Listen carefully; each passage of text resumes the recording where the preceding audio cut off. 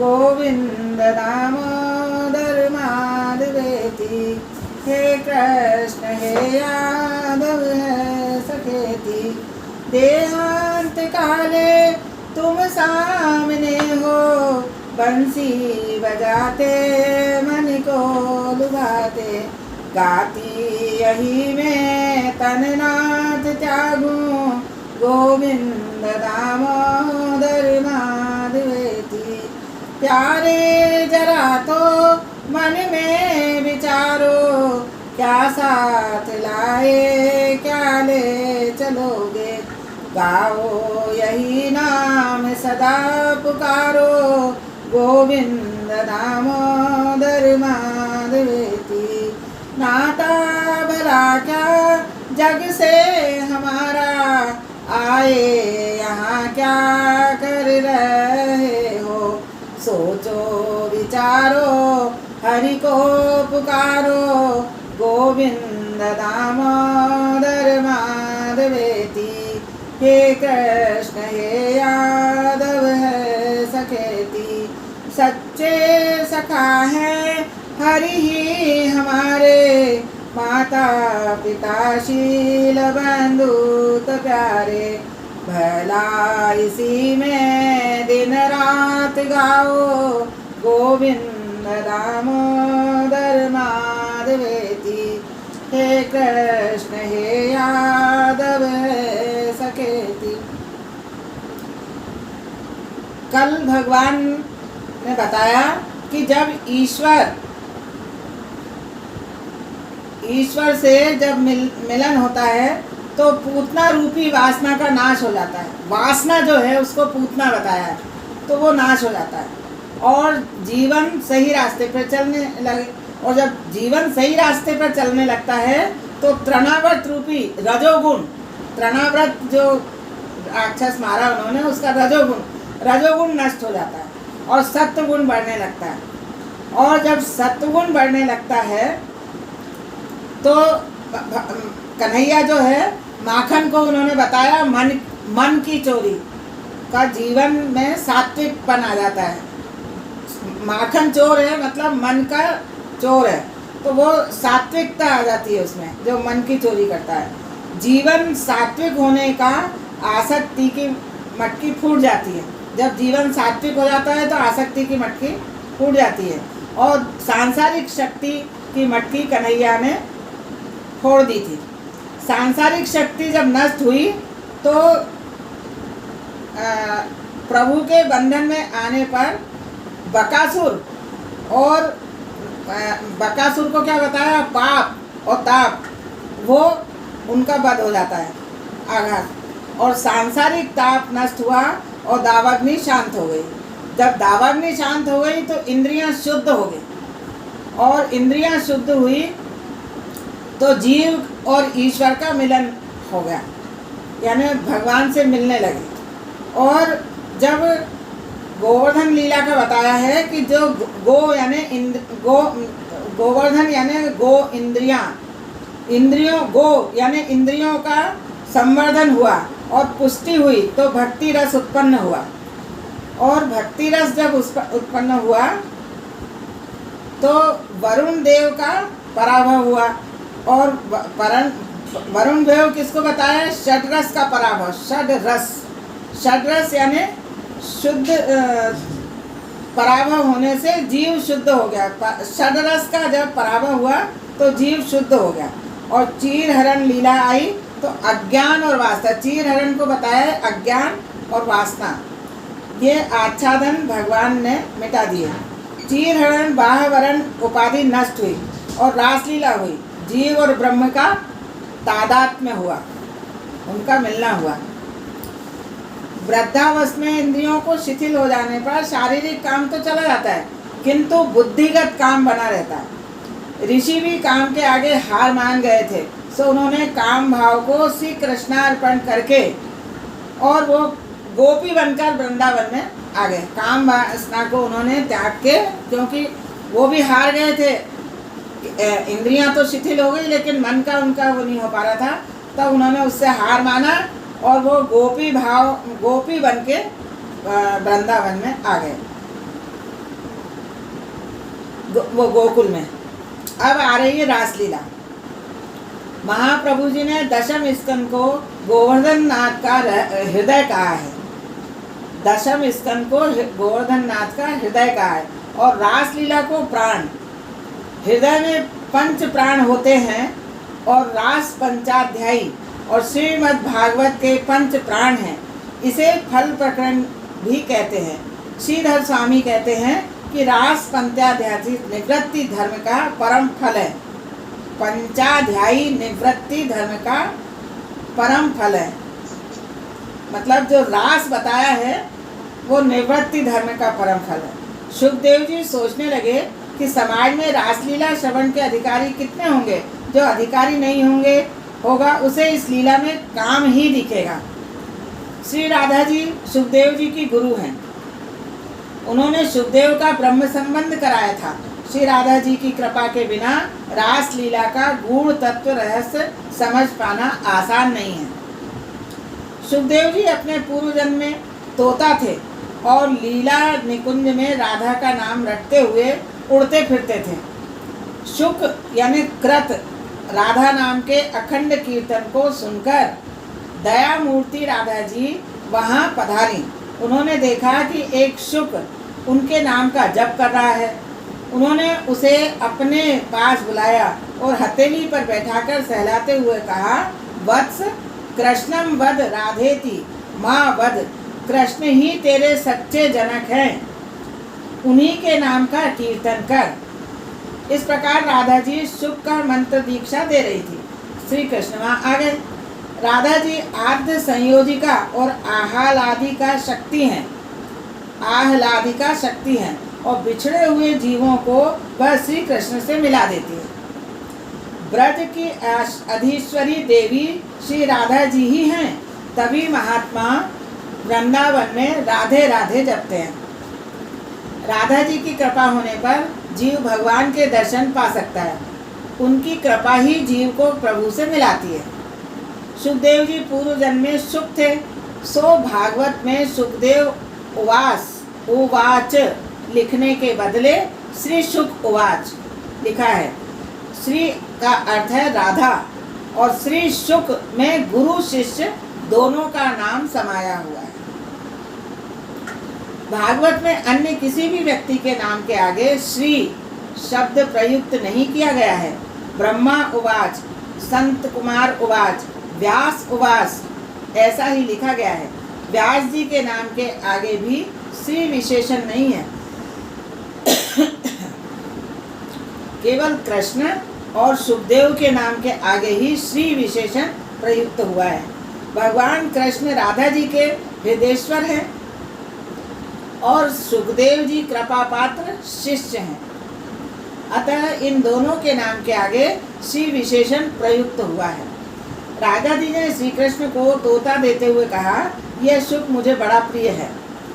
अंतरंग में राधा जी सुखदेव जी की गुरु हुई। जो परमात्मा के साथ संबंध जोड़कर आता है वह महाप्रभु है। उसका नाम प्रकट रूप से कैसे लिया जाए? भागवत में सुखदेव जी ने राधा जी का प्रकट नाम नहीं लिया। राधा जी के नाम की भांति किसी गोपी का भी नाम नहीं बताया गया। सुखदेव जी ने सारी रासलीला बड़े विवेक से की है। गोपी प्रेम की बातें अधिकतर अप्रगट ही रखी हैं। राजा परीक्षित को 7 ही दिनों में मोक्ष दिलानी है।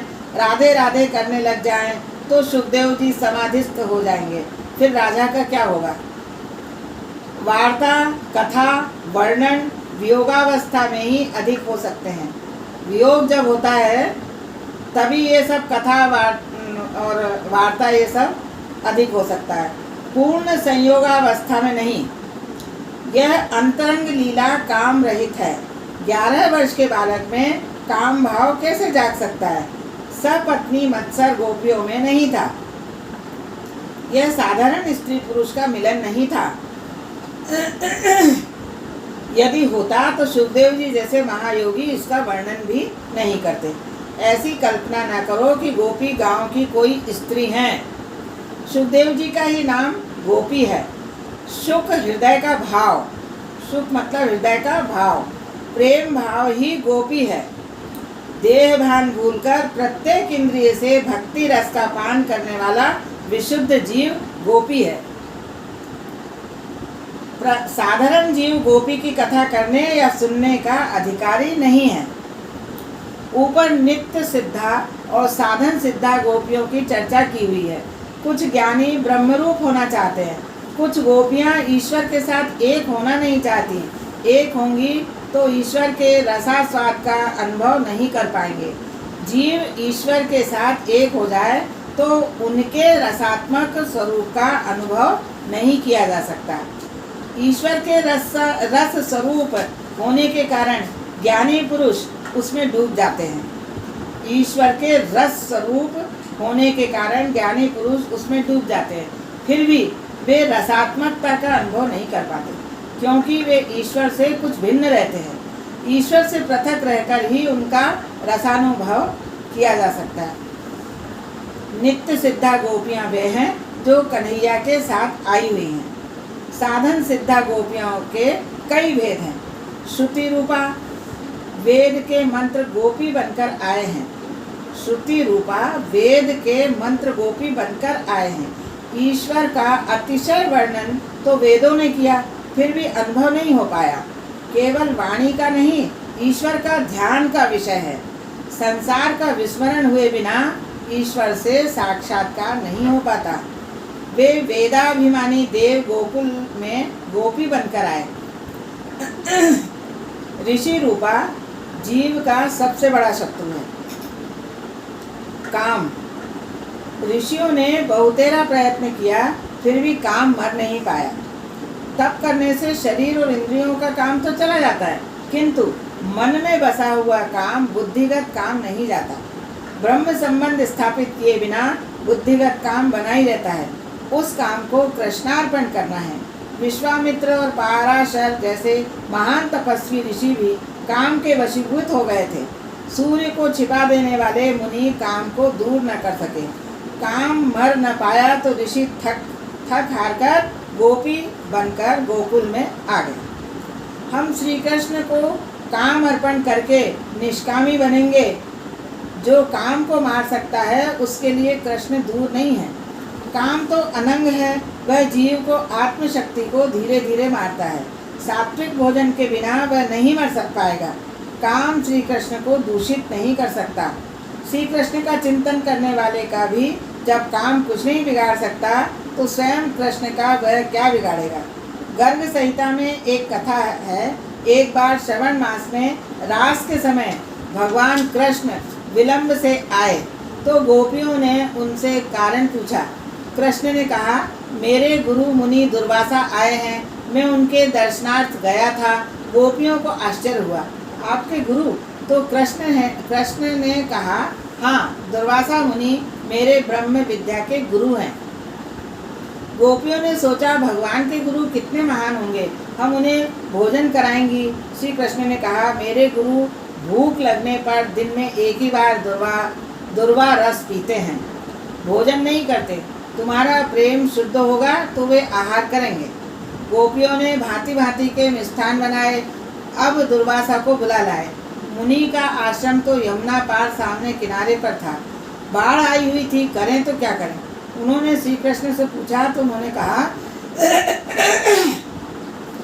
यमुना जी से कहना कि यदि श्री कृष्ण बाल ब्रह्मचारी और बाल उपवासी हैं तो हमें मार्ग दो।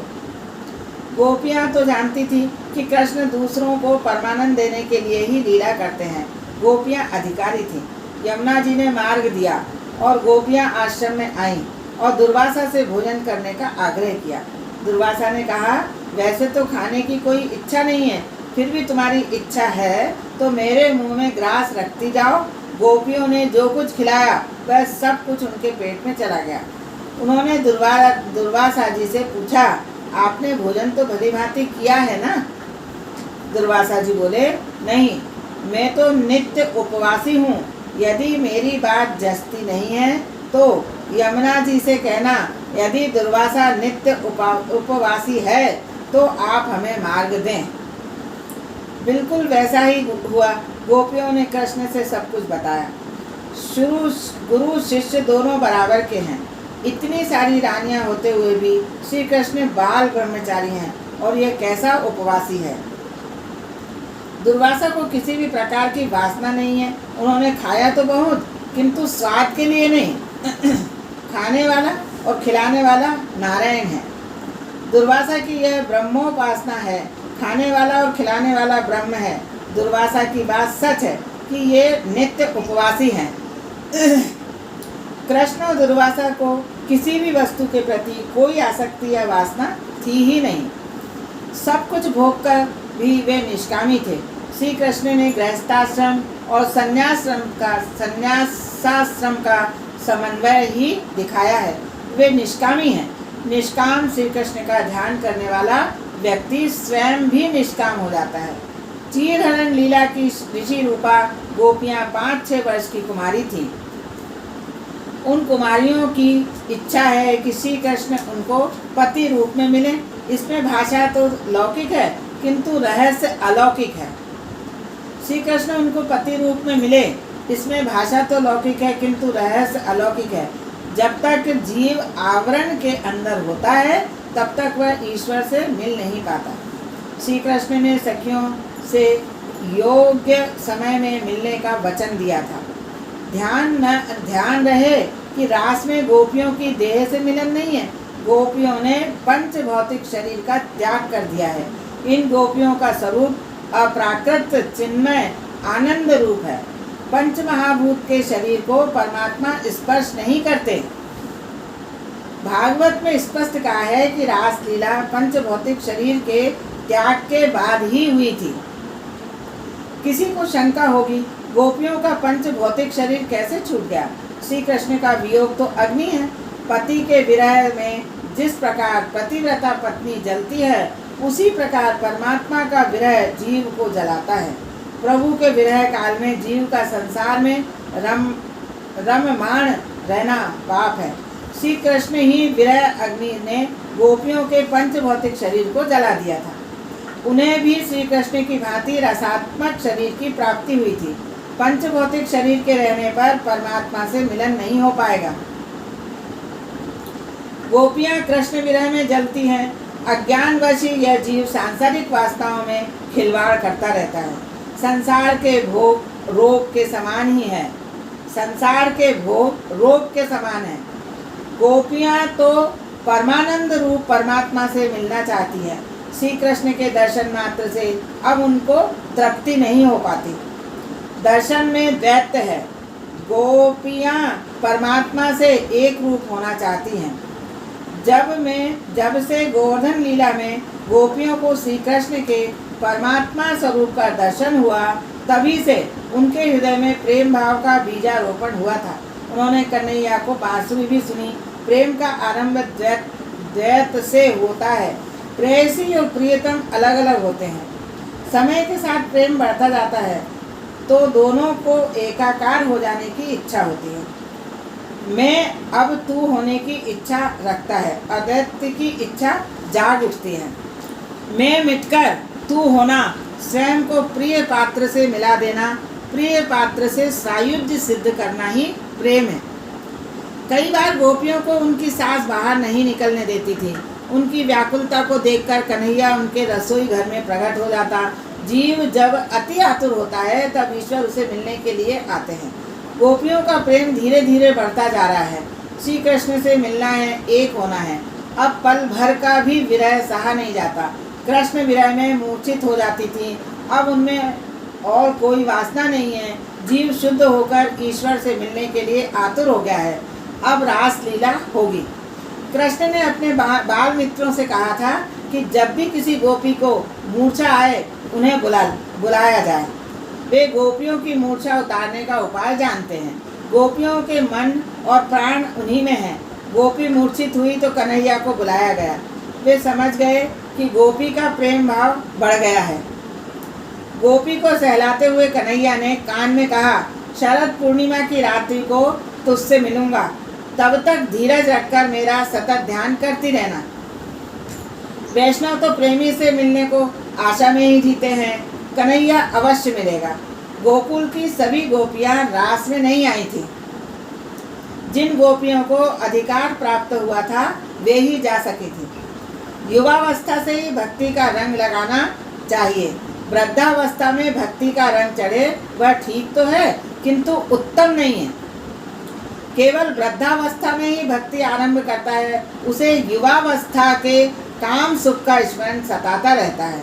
वृद्धावस्था में यदि अंदर से भक्ति उत्पन्न न हो पाए तो दूसरों की टीका टिप्पणी करने का जी होता है।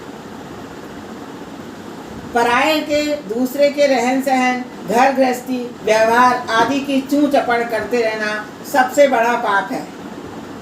जब भी स्त्रियां एक दूसरे से मिलते हैं तो पति, संतान, बहू, कपड़े लत्ते आदि की बातें में लगी रहती हैं। जो भक्ति के रंग में रंग जाते हैं वे ऐसी फालतू बातों में रस नहीं लेते। बाल के साथ कलेजा उजला न होना बड़ी दुखद बात है। कन्हैया उस गोपी को कानों में कुछ कह रहा था और गोपी की मूर्छा दूर हो रही थी। एक वृद्धा ने यह देखा तो उसे दाल में कुछ काला नजर आया। मुझे यह मंत्र जानना होगा, उस बूढ़ी ने ढोंग किया। घर का काम करते करते जानबूझकर जमीन पर गिर गई। बहू को दुख हुआ। उसने श्री कृष्ण के पास जाकर कहा, नाथ पधारिए, मेरी सास जी मूर्छित हो गई हैं। बेचारी भोली बहू को क्या खबर थी कि उसकी सास कपट कर रही है। कन्हैया ने कहा, जिसके बाल पक गए हों उसको मेरे मंत्र से कोई लाभ नहीं हो पाता, सो मैं नहीं आऊँगा। किंतु गोपी ने बड़े प्रेम से आग्रह किया तो वे इनकार न कर सके। कन्हैया ने वृद्धा का निदान किया कि इस बूढ़ी के सिर पर भूत सवार हो गया है, किंतु चिंता न करना, मैं भूत उतारने की विद्या भी जानता हूँ। एक लकड़ी तो ला दो। बूढ़ी ने मन ही मन कहा, अरे बाप रे, इतने में तो लकड़ी आ गई और कन्हैया ने उस बूढ़ी को 2 फटके मार दिए। बूढ़ी तुरंत बोल पड़ी, मुझे मूर्छा नहीं आई थी, मैं ढोंग कर रही थी। कन्हैया ने कहा, हाँ देखो भूत बोल रहा है। 2 फटके और जड़ दिए। जरा सोचो तो, मनुष्य का बाह्य वेश तो वैष्णव का होता है और मन में काम, क्रोध, कंचन, कामिनी को रमाता रहता है। बाहर से भक्त होने का ढोंग करता है। यह ढोंग, यह अभिमान ही तो वह भूत है जो जीव की पिटाई में कारणभूत है। ऐसे भी बहुतेरे लोग हैं जिनकी आकृति तो बड़ी आकर्षक है, सुंदर लुभावनी होती है, किंतु कृति भयंकर घृणाजनक होती है। उस बुढ़िया की भांति कभी ढोंग न करना। दम्भ ढोंग ही भूत है। भक्ति औरों को दिखाने के लिए नहीं, प्रभु को प्रसन्न करने के लिए करनी चाहिए। कई लोग ज्ञान और भक्ति का जितना ढोंग करते हैं उतने ही वे अंदर से पोले होते हैं। श्री कृष्ण तो अंतर्यामी हैं, उनसे कोई बात छिपी नहीं रहती। रासलीला के सिद्धांत हैं, इसमें शरीर के साथ कुछ लेना देना नहीं, इसमें लौकिक काम नहीं, यह साधारण स्त्री पुरुष का नहीं, जीव और ईश्वर का मिलन है। शुद्ध जीव का ब्रह्म के साथ विलास ही रास है और शुद्ध जीव का अर्थ है माया के आवरण से रहित जीव। ऐसे जीव का ही ब्रह्म से मिलन होता है। सुखदेव जी कहते हैं, इस लीला का चिंतन करना है, अनुकरण नहीं। एक के सिद्ध करने के लिए श्रृंगार और करुण रस प्रधान रूप में आवश्यक है। पति के वियोग में छटपटाती पत्नी की भांति जीव भी ईश्वर के वियोग में छटपटाता है, ऐसा बताना ही रास लीला का उस आतुरता का यथार्थ वर्णन करने के लिए ही श्रृंगार रस का आश्रय लिया गया है। रास में आत्मा और परमात्मा का निर्लेप निर्विकार मिलन है। यह श्री कृष्ण की काम विजय लीला है। शरद ऋतु की पूर्णिमा की रात्रि आ गई। भगवान पीता रात्रि शरदोत्फुल्ल मल्लिका। रासलीला कामलीला नहीं है, यह तो काम विजय लीला है। श्री कृष्ण के पास काम जा ही नहीं सकता। लौकिकता का आभास होने पर भी यह लीला काम विकार से रहित है। श्रीधर स्वामी इसे काम विजय लीला कहते हैं। श्री कृष्ण कोई सामान्य देव नहीं, साक्षात परमात्मा हैं। उन्होंने अपनी लीलाओं द्वारा सभी देवों को पराभव किया। वत्स लीला में ब्रह्मा का गर्व उतार दिया। ब्रह्मा से उन्होंने कहा, आप पंच महाभूत के सहारे जगत का निर्माण करते हो, मैं संकल्प मात्र से जगत का सृजन करता हूँ। सृष्टि की रचना करने के लिए भगवान को किसी भी वस्तु की आवश्यकता नहीं है। संकल्प मात्र से उन्होंने गोप बालकों को और बच्चों का सृजन किया था। वह रूप उन्होंने स्वयं ही लिया था। अग्नि का भी गर्व नष्ट किया, इंद्र का अभिमान भी गोवर्धन लीला में उतारा गया, वरुण देव का पराभव किया, ब्रह्मादि देवों की पराजय हुई तो कंदर्प कामदेव का अभिमान जाग उठा। अब तो मैं ही सबसे बड़ा देव हूँ। उसने कृष्ण के पास आकर मल्ल युद्ध का प्रस्ताव रखा। काम का एक नाम मार भी है, उसे सभी मारते हैं। कृष्ण ने कामदेव से पूछा, शिवजी ने तुझे भस्मीभूत कर दिया था, वह क्या तू भूल गया है? कामदेव बोला, हाँ वह तो ठीक है, मुझसे जरा गड़बड़ हो गई थी। शिवजी समाधिस्थ थे और तेजोमय ब्रह्म का चिंतन कर रहे थे। उस समय में उनसे लड़ने गया तो मैं जल गया, यह कोई विशेष बात नहीं है। श्री कृष्ण रामावतार में भी तो तू हार गया था। कामदेव, उस अवतार में आपने मर्यादा का अतिशय पालन करके मुझे हराया था। रामावतार में आप एक पत्नी व्रत का पालन करते थे, सो मैं हार गया। यदि साधारण जीव मर्यादा का पालन करे तो वह भी काम को मार सकता है। मर्यादा पुरुषोत्तम राम किसी पराई स्त्री की ओर दृष्टि तक नहीं करते। वे हमेशा धनुष बाण से सज्जित रहते थे, फिर चाहे वे दंडकारण्य में हों, चाहे सीता जी के पास हों, चाहे सुवर्ण सिंहासन पर। धनुष ज्ञान का प्रतीक है और बाण विवेक का। ज्ञान और विवेक हमेशा सज्जित रखो, अन्यथा काम रावण सिर पर चढ़ जाएगा। श्री कृष्ण, तो अब तेरी इच्छा क्या है? कामदेव बोला, इस कृष्णावतार में तो आप किसी भी मर्यादा का पालन करते नहीं हैं और वृंदावन की युवतियों के साथ विहार किया करते हैं। मैं चाहता हूँ कि आप पर तीर चलाऊं। यदि आप निर्विकारी रहेंगे तो विजय आपकी रहेगी और काम के वशीभूत होंगे तो विजय मेरी होगी। आप निर्विकारी रहेंगे तो आपको मैं ईश्वर मानूंगा और कामाधीन हो गए तो मैं ईश्वर माना जाऊंगा। कृष्णावतार में श्री कृष्ण पुष्टि पुरुषोत्तम है। भगवान ने रामावतार में शरीर से तो क्या, मन से भी पर स्त्री का स्पर्श नहीं किया। मानसिक स्पर्श से भी वे रहित थे। कामदेव ने श्री कृष्ण से कहा, मर्यादा का पालन तो साधारण जीव के लिए है, ईश्वर के लिए नहीं। शरद पूर्णिमा की रात्रि में आप युवतियों के साथ विहार कीजिएगा, उस समय में आप पर बाण चलाऊंगा। जीतेगा वह ईश्वर कहलाएगा, जो जीतेगा वह ईश्वर कहलाएगा। काम ने सोचा था कि कृष्ण को हराना बड़ा आसान है, क्योंकि वे सारा दिन गोपियों के साथ मुक्त सहचार करते रहते हैं। श्री कृष्ण, जैसी तेरी इच्छा वैसा ही होगा। रासलीला में मंगलाचरण में राधा स्वामी ने कहा, ब्रह्मादि देवों का पराभव हुआ तो कामदेव को गर्व हुआ।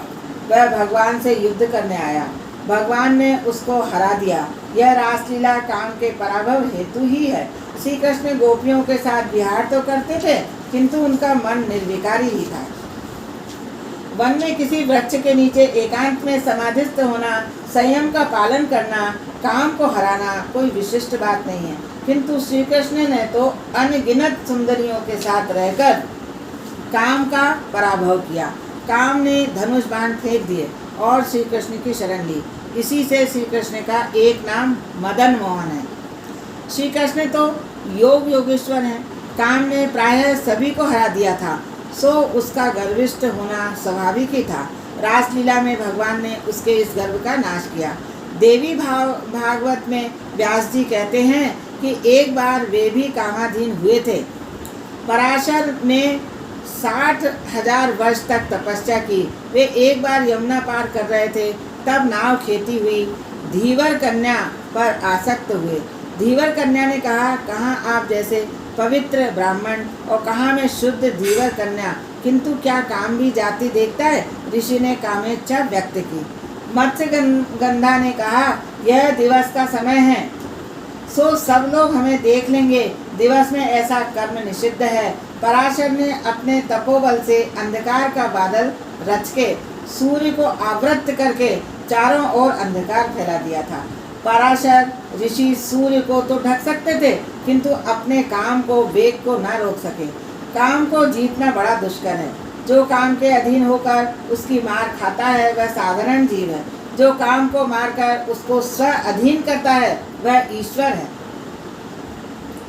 इस रासलीला का चिंतन करने से काम वासना नष्ट होती है।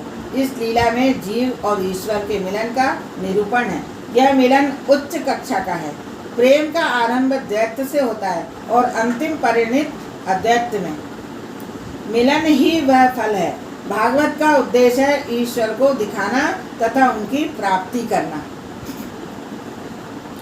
रासलीला में सुखदेव जी ने किसी भी गोपी का नाम न बताकर काष्ठित, अन्य, अपरा आदि शब्दों का प्रयोग किया है। इसी कारण से तो श्रीधर स्वामी कहते हैं, जीव मात्र को प्रभु का आवाहन है। वे सभी को बंसी बजाकर पुकारते हैं, बुलाते हैं, वे ही सबके सच्चे स्वामी हैं। श्रीधर स्वामी कहते हैं, रासलीला के 5 अध्याय पंच प्राणों के सूचक प्रतीक हैं। ईश्वर के साथ पंच प्राणों का रमण ही रास है और रास पंचाध्यायी काम विजय के लिए है। जो शस्त्र से घायल नहीं हो पाता वैसा योद्धा भी काम के पुण्य बाण से घायल हो जाता है। जो काम को मार सकता है वह काल को भी मार सकता है। काम विजय के हेतु बहुत से महात्मा केवल चावल और दूध का आहार करके रात्रि के दूसरे पहर में रासलीला का पाठ और चिंतन करते हैं।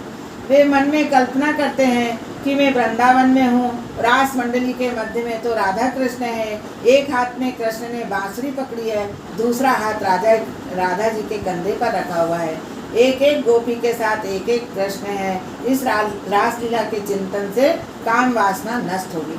विशेषतः काम रात्रि के दूसरे पहर में अधिक सताता है। उस समय स्नान आदि करके पवित्र होकर रासलीला का चिंतन करोगे तो काम नहीं सताएगा। रासलीला अनुकरणीय नहीं चिंतनीय है, उसका चिंतन कामनाशी है। वेणु गीत की बांसुरी तो पशु पक्षी नदी सबको सुनाई देती है, किंतु रासलीला की बांसुरी तो ईश्वर मिलना तो अधिकारी जीव गोपी को ही सुनाई देती है। जिनका चित्त श्री कृष्ण ने हर लिया था वे ब्रज नारियां बांसुरी सुनकर आतुरता पूर्वक श्री कृष्ण से मिलने दौड़ चली।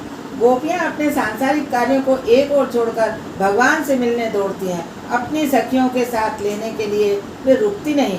जिस गोपी को नाम लेकर बांसुरी बजाई जाती है वह गोपी सुन लेती है और गोपियों को आतुरता तो देखो। जो गोपियां गायों को का दोहन कर रही थी वे भी बांसुरी की तान सुनते ही दोहन छोड़कर उत्सुकता के साथ दौड़ चली। उनकी तन्मयता तो देखो। कुछ गोपियां बेढंगे वस्त्रालंकार पहनकर कृष्ण से मिलने निकल पड़ी। जब देहाध्यास छूट जाता है तब ऐसी दशा हो जाती है। श्रृंगार करती हुई एक गोपी ने कन्हैया की बांसुरी सुनी तो व्याकुलता के कारण गले के बदले चंद्रहार हाथ में पहन लिया। घर के को लीपती हुई एक गोपी गोबर से सने हुए हाथों से ही दौड़ चली। रासलीला में अगर लौकिक काम की बात होती तो उसमें की गोपियाँ कुछ और ही होती। दौड़ निकलने के बदले वे 2 घंटे तक श्रृंगार करके दर्पण में अपना निखार देखकर बन ठन कर निकलती, किंतु ऐसा नहीं है। सुखदेव जी वर्णन कर रहे हैं, कुछ गोपियाँ घर लीप रही थी, वे गोबर के गंदे हाथों को धोए बिना ही कृष्ण से मिलने दौड़ी। स्पष्ट है कि यह लौकिक काम की बात नहीं है। ईश्वर से मिलने के लिए ऐसी आतुरता ही होनी चाहिए। रामकृष्ण परमहंस हमेशा दृष्टांत देकर वार्तालाप करते थे। एक शिष्य ने अपने गुरु से पूछा, ईश्वर प्राप्ति के लिए जिज्ञासा और व्याकुलता कैसी होनी चाहिए? परमहंस बोले, यह विषय वर्णन का नहीं, शब्दातीत अनुभव का है। जिसे राम बाण लगा हो वही उसकी वेदना जान सकता है। किसी प्रसंग में सब कुछ समझाऊंगा। एक बार दोनों स्नान करने गए। शिष्य ने ज्यों ही जल में गोता लगाया कि गुरु ने उसका मस्तक जबरदस्ती पानी में धंसा दिया। सांस लेने में तकलीफ होने लगी तो शिष्य छटपटाने लगा, बाहर निकलने के लिए व्याकुल हो गया। गुरु ने छोड़ दिया तो शिष्य ने पानी से ऊपर उठकर चैन की सांस ली। गुरु ने पूछा, कैसा अनुभव रहा? शिष्य ने कहा, अरे मेरे तो प्राण ही निकले जा रहे थे, लगता था प्राणवायु के बिना मैं मर ही जाऊंगा। गुरुजी बोले, हाँ, तो ईश्वर को प्राप्त करने के लिए भी ऐसी ही छटपटाहट, तड़प, व्याकुलता, आतुरता आवश्यकता है। ऐसा होना तभी ईश्वर मिलेंगे। मीराबाई ने कहा है, तुम देखा बिना काल न पड़त है, तड़प तड़प जीव जासी। रास लीला कोई साधारण स्त्री की नहीं, देहभान भूली हुई देहाध्यास से मुक्त स्त्री की कथा है। देहाध्यास के नष्ट होने पर प्रभु की चिन्मयी लीला में प्रवेश मिलता है। गोपियों की परिवारजनों ने रोका, किंतु वे कब रुकने वाली थी। उनका मन मनमोहन में मोह लिया था। सूरदास जी कहते हैं, मोहन मन मोहि लियो ललित बेनु बजाईरी, मुरली धुनी श्रवण सुनत विवश भई माईरी। लोक लाज कुल की मर्यादा बिसराईरी, घर घर उपहास सुनन ने गुण लजाईरी। उनका मजाक भी बनाया तो वो लजाई नहीं। जप तप वेद अरु पुराण कछु न सुहाईरी, सूरदास प्रभु की लीला निगम ने तिगाईरी। यह शुद्ध हृदय का गोपी भाव है। इंद्रियों द्वारा जो भक्ति रस का पान करे वही गोपी है। घर में रहकर भक्ति करना आसान नहीं है। पत्नी के प्रति भी मात्र भाव रखा जा सके तभी घर में रहकर भक्ति की जा सकती है। भक्ति की तन्मयता में स्त्री पुरुष का देह भान मिटना ही चाहिए। दर्शन के समय जो अपने स्त्रीत्व और पुरुषत्व का भान भूल जाए वही गोपी है। जब तक देह का भान है मन में से काम निकलता नहीं है। ये गोपियाँ कौन थी? जब ऋषि मुनि हजारों वर्षों तक तपस्या और ब्रह्म चिंतन करते रहने पर भी मन में बसे काम को मार न सके तो गोपियों का अवतार लेकर उस काम को श्री कृष्णार्पण करने की इच्छा से गोकुल में आ गए। इसमें साधन सिद्धा ऋषि रूपा, श्रुति रूपा, स्वयं सिद्धा, अन्य पूर्वा, अनन्य पूर्वा आदि कई प्रकार की गोपियाँ थीं। सांसारिक भोगों का उपभोग करने के पहले ही जिसे वैराग्य आ जाता है वह अनन्य पूर्वा गोपी हैं। केवल वृक्षों के पत्ते खाने वाले तपस्वी ऋषि को भी काम सताता है तो लूली जिह्वा के लाड़ लड़ने में ही लीन हम जैसे साधारण मानव की क्या चर्चा करें। तपस्या और योग साधना करने वाले ऋषि थक हार कर अपना काम कृष्णार्पण करने के लिए गोपी बनकर आए और ईश्वर को काम अर्पण करके निष्कामी बने। पराशर मुनि सूर्य को तो ढक सके किंतु अपने काम भाव को वश में नहीं कर सके। मनुष्य का सबसे बड़ा शत्रु काम ही है। इसमें से अन्य बहुत से दुर्गुण उत्पन्न होते हैं। कामात् क्रोधोऽभिजायते, क्रोधात् भवति सम्मोह। और अंत में होता है बुद्धिनाश। यदि काम ईश्वर को अर्पित किया जाए तो वह कभी अंकुरित नहीं होगा। सभी सांसारिक सुखों का मन से त्याग करके ईश्वर को मिलने के लिए गोपी की भांति निकल पड़ने वाला धन्य है। इसी कारण से तो भगवान गोपियों का स्वागत करते हैं। महाभाग्यशालिनी नारियों, आओ स्वागतम वो महाभागा। भागवतकार गोपियाँ को महाभागा कहते हैं। नारद जी भी अपने भक्ति सूत्र में गोपियों का दृष्टांत देते हैं। यह बताता है कि गोपियाँ कोई सामान्य स्त्रियाँ नहीं, भगवान की महान भक्त थी। भगवान ने प्रत्येक गोपी को महाभाग्यशालिनी कहा है। प्रभु प्रेम में जो पागल बना है वह भाग्यशाली है। परमात्मा ऐसे जीव का ही स्वागत करते हैं। श्री कृष्ण ने गोपियों से पूछा, तुम सब ऐसे दौड़ी दौड़ी क्यों आई हो? क्या ब्रज पर कोई संकट आ गया है? वहाँ सब कुशल मंगल तो है ना? तुम्हें प्रसन्न करने के लिए मैं क्या करूं? रात्रि के समय ऐसे घोर वन में स्त्री का रहना अच्छा नहीं है। क्या वृंदावन की शोभा निहारने आई हो? क्या इस सुंदर रात्रि का सौंदर्य निहारने आई हो? शोभा निहार कर शीघ्र घर लौट जाओ। वहाँ तुम्हारे पति, संतान आदि प्रतीक्षा करेंगे। अपने पति की सेवा और संतान का लालन पालन करो। अंतर्मुख दृष्टि करके जीव जब भगवान के पास पहुँचता है तो वे उससे पूछते हैं, मेरे पास क्यों आया है? संसार में लिप्त रह, वहाँ तुम्हें सुख मिलेगा। मैं सुख नहीं, केवल आनंद ही दे सकता हूँ। तुम सब वापस जाओ, वहाँ सब तुम्हारी प्रतीक्षा करते होंगे। एक अर्थ है घर जाओ, दूसरा अर्थ ऐसा भी निकल सकता है कि जो जीव भगवान के स्वरूप में जा मिलता है वह कभी घर नहीं लौट सकता। जीव को परमात्मा सहसा नहीं मिलते। जीव को भ्रांति होती है कि भगवान उसे संसार में लौटने को कह रहे हैं। वैसे तो भगवान चाहते नहीं कि गोपी रूपी शुद्ध जीव संसार में वापस जाए, किंतु वे प्रेम की परिपूर्णता की कसौटी करना चाहते हैं। सो वे कह रहे हैं सुख संसार में है। भगवान तो आदर्श बतलाते हैं कि पति की सेवा करना पत्नी का धर्म है। पति में ईश्वर भाव न रखने वाली नारी के इहलोक और परलोक दोनों बिगड़ते हैं। कलयुग में स्त्रियों को और शूद्रों को मुक्ति जल्दी मिलती है। शूद्र आचार विचार का पालन न करे और केवल राम नाम लेता रहे तो भी चलेगा, किंतु ब्राह्मण को तो आचार विचार का पालन करना ही पड़ेगा, अन्यथा उसका पतन होगा। यदि स्त्री घर का काम और कुटुंब के सभी लोगों की सेवा करते करते राम नाम लेती रहे तो मंदिर में जाने की जरूरत नहीं रहेगी। जो मुक्ति योगियों को मिलती है वही मुक्ति इन स्त्रियों को अनायास मिलेगी। पतिव्रता नारी तो अनसुया की भांति भगवान को बालक बना सकती है। प्रभु ने अपने सम्मुख आई हुई गोपियों को धर्मोपदेश दिया। स्त्री को बाहर जाने की जरूरत नहीं है। बाहर भटकने वाली स्त्री स्वेच्छाचारिणी होकर पतित होगी। भगवान कह रहे हैं जो स्त्री घर ही में रहकर भली भांति गृहिणी धर्म का पालन करती है उसे पवित्र रहने की अनुकूलता रहती है। अपने पति के संबंधी तथा अपने पुत्र पुत्रियों में ईश्वर की भावना रखकर स्त्री उनकी सेवा में अपना तन मन धन न्यौछावर कर दे और परमात्मा का स्मरण करती रहे तो मंदिर में न जाने पर भी अनायासी उसे वहाँ सद्गति प्राप्त हो जाती है। जो योगियों और सन्यासियों को भी नहीं मिलती। पति और पुत्र पुत्रियों में ईश्वर का अंश देखो और उनकी जी जान से सेवा करो। उनके साथ रहकर ही ईश्वर का चिंतन करो। पति में ही ईश्वर की भावना करके वियोगावस्था का अनुभव करके स्मरण और ध्यान से चित्त एकाग्र करो। तुम सब अपने अपने घर जाओ। माता अनसुईया ने पति सेवा के बल से ही तो ब्रह्मा विष्णु महेश को बालक बना लिया था।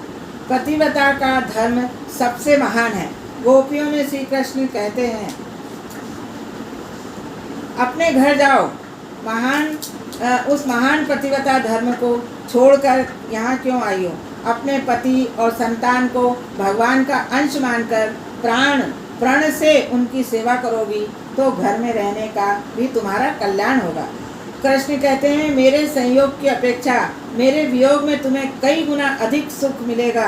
वियोगावस्था में मेरा भली भांति ध्यान स्मरण होता रहेगा और प्रेम भी अधिक पुष्ट होगा। संयोगावस्था में दोष दर्शन शुरू हो जाते हैं। वियोगावस्था में गुणों का स्मरण चिंतन होता रहता है। तुम्हारा प्रेम शुद्ध होगा तो तुम मेरे स्वरूप को प्राप्त कर सकोगी। अपने पतियों और संतानों को छोड़कर यहाँ दौड़े आना ठीक नहीं है, योग्य नहीं है। ध्यान की आरंभावस्था में साधक का चित्त चंचल होने के कारण उसे चारों ओर अंधेरे का ही दर्शन होता रहता है। ईश्वर स्वरूप प्रकाश का नहीं, ईश्वर का जो रूप है प्रकाश का नहीं। यदि वह निराश न होकर प्रयत्न करता रहे तो अंधकार को चीरकर प्रकाश अवश्य आएगा। भगवान ने गोपियों को घर लौटने की आज्ञा दी तो उन्हें दुख हुआ। आज भगवान ऐसे निष्ठुर क्यों हो गए हैं? उन्होंने भगवान से पूछा आज आप ऐसा क्यों कह रहे हैं? भगवान ने उनसे कहा देह का स्वामी पति है। इस शरीर का कोई पिता होगा, पति होगा, किंतु आत्मा को कोई पिता और पति नहीं होगा। आत्मा का धर्म है प्रभु से मिलन। इस प्रकार भगवान ने उनको देह धर्म का उपदेश दिया। गोपियाँ प्रभु को आत्मधर्म का उपदेश देने लगी। आप आज ऐसे निष्ठुर क्यों हो गए हैं? आप ही ने तो गीता में कहा है कि जो भी बड़े भाव से आपकी सेवा पूजा करता है उसे आप मिलेंगे। फिर हमें घर क्यों लौटाना चाह रहे हैं? आप तो पतित पावन हो गए हैं। हमने संसार के सभी विषयों का मन से त्याग करके आपके चरणों की शरण लेने का अटल निश्चय किया है। सभी विषयों का मन से भी त्याग करके भगवान के चरण में जाने वाला जीव गोपी है। त्यक्त्वा शब्द विषयों का शारीरिक त्याग दर्शाता है और संत्यज्य शब्द विषयों का मानसिक त्याग, असाधारण त्याग दर्शाता है। हम सभी विषयों का शारीरिक और मानसिक त्याग करके आपके चरणों में आई हैं आपके लिए हमने सर्वस्व का त्याग किया है। सांसारिक विषयों का विवेक पूर्वक त्याग करके केवल आपसे मिलने के लिए ही हम आई हैं। हमारी उपेक्षा न करें। हमारे मन में आपके सिवाय और कुछ भी नहीं है। जिसके मन में ईश्वर के सिवाय अन्य कुछ भी नहीं है, वही गोपी है। इस संसार के विषयों का जब तक मन से त्याग न किया जाए, भक्ति नहीं हो सकती। सच्चा त्याग कबीर का मन से दिया उतार। शारीरिक त्याग से जीव तुरंत कर सकता है, किंतु मानसिक त्याग करना बड़ा कठिन है। मानसिक त्याग न करे और केवल शारीरिक त्याग ही करे तो वह दंभी हो जाएगा। मानसिक त्याग ही मुख्य है। तन चाहे जहाँ हो, किंतु मन को कभी ईश्वर से दूर न होने देना। गोपियाँ भगवान से कहती हैं, पति के पास तो वह स्त्री जाएगी जिसके मन में अभी विकार वासना शेष है। विकार वासना का त्यागी तो प्रभु के निकट ही आएगा। हम निर्विकारी हैं, सो आपके पास आई हैं। भगवान, क्या प्रमाण है तुम्हारी निर्विकारिता का? गोपियाँ बोली, आप ही तो प्रमाण हैं, क्योंकि हमारे हृदय में आप ही तो विराज रहे हैं। को देवो वा मन साक्षी। जो मन को साक्षी रूप निहारता है वह ईश्वर है। वह मन के भाव कुभाव परख लेता है। यदि हम में कोई विकार है भी तो वह आपसे छुपा तो नहीं होगा। आप अखिल बंधुरात्मा हैं, हम निर्विकारी हैं। अब तो एक ही इच्छा, एक ही वासना आपसे मिलने की है, बाकी है। ईश्वर परिपूर्ण वैराग्य, प्रेम, भक्ति और ज्ञान मांगते हैं। उनको ओछा अधूरा स्वीकार्य नहीं है। ईश्वर परिपूर्ण वैराग्य, प्रेम, भक्ति और ज्ञान मांगते हैं। उनको ओछा अधूरा स्वीकार्य नहीं है। पति सेवा की जो आज्ञा आपने हमें दी है वह शिरोधार्य है। हमारे शरीर के पति घर में हैं, किंतु आत्मा के पति तो आप हैं। पति में ईश्वर की भावना रखकर आप उसकी सेवा करने को कहते हैं, किंतु पति में ईश्वर की भावना तो उस स्त्री के लिए आवश्यक है जो आपको देख नहीं पाती हो। हमने आपके प्रत्यक्ष दर्शन किए हैं, सो अन्य किसी व्यक्ति में ईश्वर का आरोप करने का प्रश्न ही नहीं उठता है। भावना, कल्पना, आरोपण तो वियोगावस्था में करना पड़ता है, संयोगावस्था में नहीं। परमात्मा के या किसी व्यक्ति के प्रत्यक्ष दर्शन का अवसर न मिले तभी उसके प्रति मूर्ति, छवि का या अन्य किसी वस्तु में हम उसका दर्शन करते रहते हैं। हमने तो आपके प्रत्यक्ष दर्शन किए हैं, फिर आपको छोड़कर अन्य में भावना क्यों करें? और पति कौन है? पाति इति पति। मृत्यु के भय से जो रक्षा करे वह पति है। पति कौन है? मृत्यु के भय से जो रक्षा करे वह पति है। मृत्यु के जाल से मुक्त करावे ऐसे तो मात्र एक आप ही हैं। जीव मात्र के सच्चे पति तो ईश्वर ही हैं। आप सबके अनन्य स्वामी हैं, अतः हमने सोच समझ कर ही आपके चरणों का आश्रय लिया है। नाथ, एक प्रश्न पूछें? प्रभु ने अनुमति दी। गोपियाँ, पतिव्रता नारी का जो धर्म आपने बताया उसका फल क्या है? कृष्ण बोले, मन शुद्ध होता है। गोपियाँ, मन शुद्ध होने पर क्या मिलता है? कृष्ण, उस शुद्ध मना जीव को परमात्मा मिलते हैं। धर्म का पालन चित्त शुद्धि के लिए है और चित्त शुद्धि का फल है प्रभु मिलन। गोपियाँ, आप तो हमको मिल ही गए हैं, तो फिर हम उस चक्कर में क्यों फंसे? आप ही हमारे सच्चे पति हैं, हमारा त्याग न कीजिए। पुरुष की अपेक्षा नारी के लिए सिद्धि प्राप्त करना अधिक सुगम है। घर में ही रहकर घर के प्रत्येक जीव को ईश्वर रूप मानकर अपना तन मन धन उन पर न्यौछावर कर देना चाहिए। शास्त्र तो यहाँ तक कहते हैं कि धनार्जन के लिए किए गए पति के पाप में स्त्री का कोई भाग नहीं है, किंतु पति के पुण्य में से उसे आधा हिस्सा मिल जाता है। पति के पुण्य में हिस्सा उसे कब मिलता है? अपने पति और संतान को परमात्मा का ही स्वरूप मानकर। अगर पति और पुत्र को परमात्मा का स्वरूप मान के उनकी सेवा करे तो उनका आधा पुण्य मिल जाएगा। उनकी सेवा करे तो उसे पति के पुण्य का आधा हिस्सा प्राप्त होगा। स्त्री धर्म सर्वश्रेष्ठ है। वह अपने पति और संतान की सेवा करे, संतान को धर्म की शिक्षा दे, यही उसकी सबसे बड़ी सेवा है। पति सेवा से चित्त शुद्धि होती है और चित्त शुद्धि से परमात्मा की प्राप्ति होती है। गोपियाँ, नाथ, हमने स्त्रीत्व सह सर्वस्व का त्याग किया है और आपकी शरण ली है, जो न स्त्री है और न पुरुष। ऐसे शुद्ध चेतन आत्मा का विशेष क्या धर्म हो सकता है? उसका ना तो कोई नारी धर्म होता है और ना कोई पुरुष धर्म। नाथ, जो जीव स्त्री हो उसके लिए नारी धर्म का पालन आवश्यक है। हम तो शुद्ध चेतन आत्मा है। आत्मा का धर्म है प्रभु से मिलन। जब तक प्रभु न मिले तब तक अपने धर्म का पालन करना चाहिए। धर्म के पालन से मन शुद्ध होता है। धर्म पालन से पाप जल जाते हैं। पाप जल जाने पर मन शुद्ध होता है और मन शुद्ध होने पर ही परमात्मा का साक्षात्कार होना संभव है। आप तो प्रत्यक्ष परमात्मा हैं। आप तो हमको मिले हुए ही हैं। हमें अपना सच्चा पति प्राप्त हो गया है। अब हमारे लिए लौकिक धर्म पालन की कोई आवश्यकता नहीं रही। जब तक आपके दर्शन नहीं हुए थे हम अन्यत्र आपकी भावना करती रहती थी। अब हम आपको छोड़कर कहाँ जाएं? क्यों जाएं? अब आपको छोड़कर जड़ धर्म का सहारा क्यों ढूंढें? धर्म तो साधन है, साध्य तो आप स्वयं ही हैं। हमने आज तक स्वधर्म का पालन किया, तभी तो आपसे साक्षात्कार हो पाया है। हम तो आपके चरणों की दासी हैं। नाथ, अब आप निष्ठुर होकर हमारा त्याग न करें, हमें अपना लीजिए। भगवान कहते हैं, यदि मुझे ही तुम अपना सच्चा पति मानती हो तो मेरा कहा तुम्हें मानना होगा। जाओ, घर जाकर पति संतान की सेवा करो। लौकिक पति यदि स्वार्थी भी हो तो भी मेरी आज्ञा है कि उसी की सेवा करो। गोपियाँ हजारों जन्मों तक यह सब कुछ झेलकर हम थक गई हैं। अब आप ईश्वर मिले हैं तो हम वापस क्यों लौटें? फिर भी आपकी आज्ञा है सो जाना तो पड़ेगा, किंतु अपने लौकिक पति की भी सेवा करने के लिए मन तो चाहिए। मन की तो आपने चोरी कर ली है। आप हमारा मन लौटा दें तो घर जाकर लौकिक पति की सेवा करेंगी। हमारा चित्त लौटा दीजिए। जो अपना मन ईश्वर को दे देता है वह तो ईश्वर से तदाकार हो जाता है। ईश्वर स्वयं भी उस मन को वापस नहीं कर सकते। श्री कृष्ण जिसके चित्त की भी चोरी करता है उसका चित्त तो मुझ में एकाकार हो जाता है, उसे मैं वापस नहीं कर सकता। तुम्हारे मन की भी यही दशा है। दूध में घुली हुई मिश्री कभी अलग हो नहीं सकती, उसे कैसे लौटाऊंगा? गोपियाँ बोली, तो फिर हम मन के बिना अपने घर कैसे लौट सकते हैं? आप मन देंगे नहीं और हम घर जाएंगे नहीं।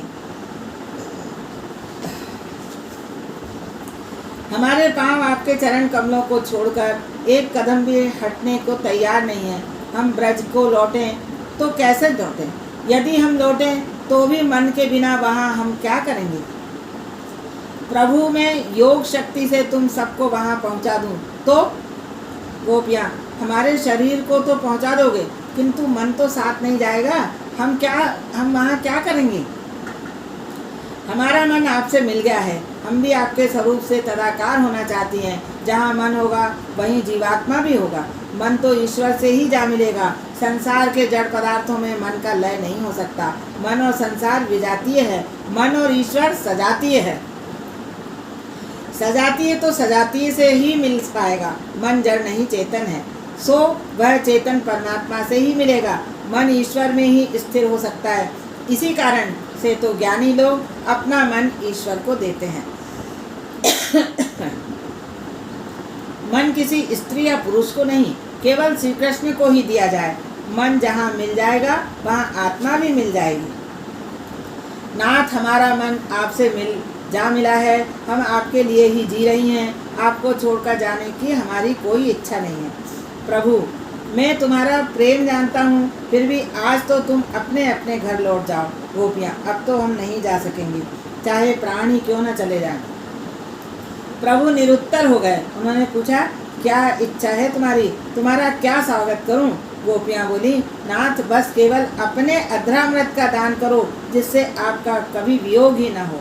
हमें नित्य संयोग का दान चाहिए। गोपियों ने अधरामृत की मांग की।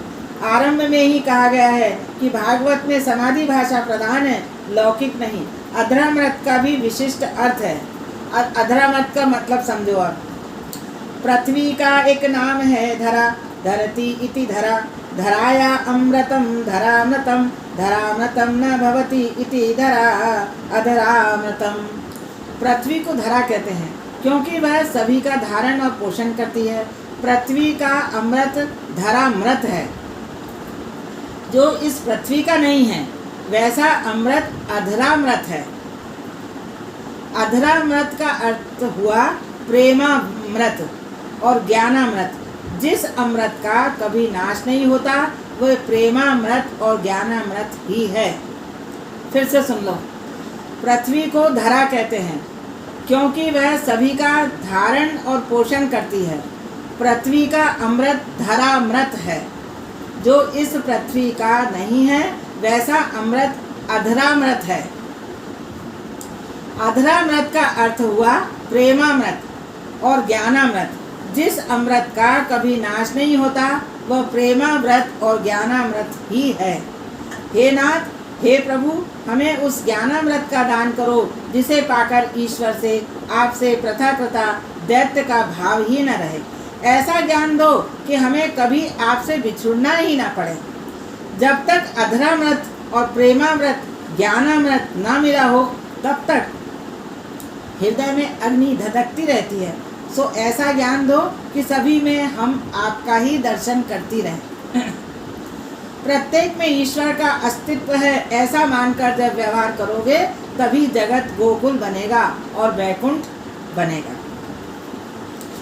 परस्पर देवो भव। गोपियों को सांसारिक सुखों की कोई अपेक्षा नहीं थी।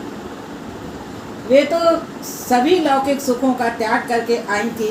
उनकी मांग लौकिक अमृत धरामृत की नहीं, अलौकिक अमृत अधरामृत की है। नाथ, ऐसा ज्ञान अमृत चाहती हूँ कि जिससे हम दोनों का कभी वियोग न हो, नित्य संयोग रहे। आपसे दूर होंगे तो फिर माया सिर पर सवार हो जाएगी। हमें ऐसा ज्ञान अमृत दो कि आपके स्वरूप से नित्य संयोग का ही अनुभव होता रहे। आपका वियोग ही करुणतम दुख है और आपका संयोग चरम सुख है।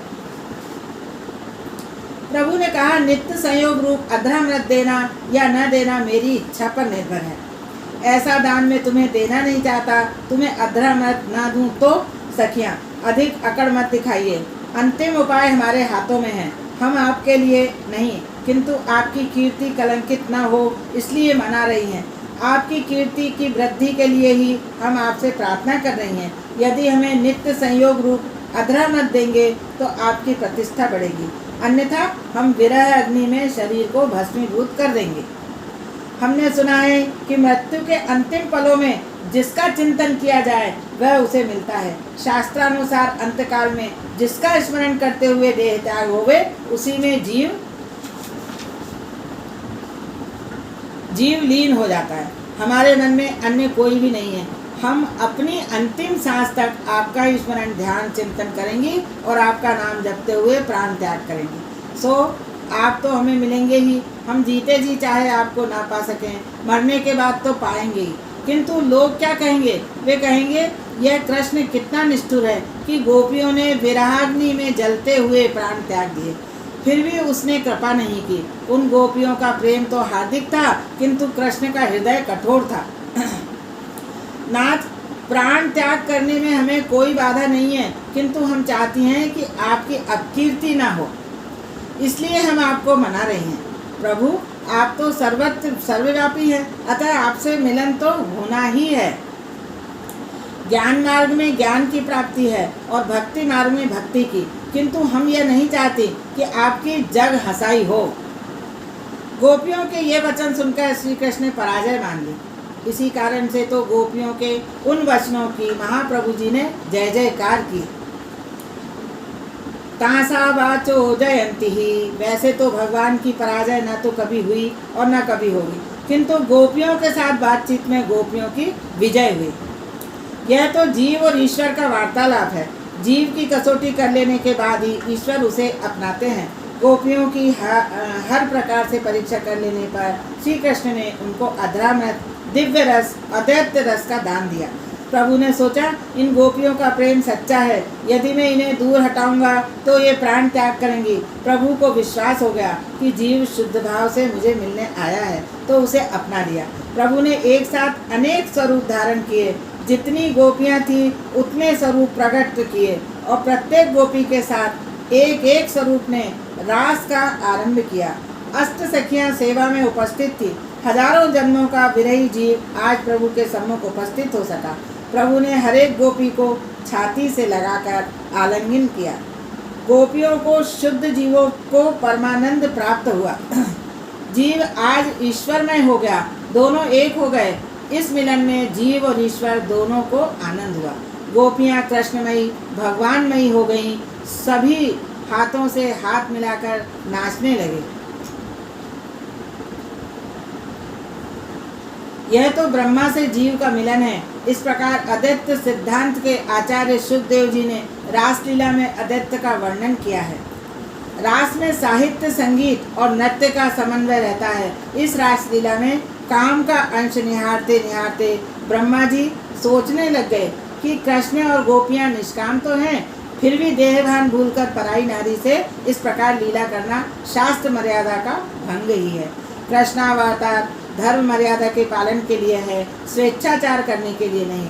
ब्रह्मा जी रजोगुण का अधिष्ठाता देव हैं।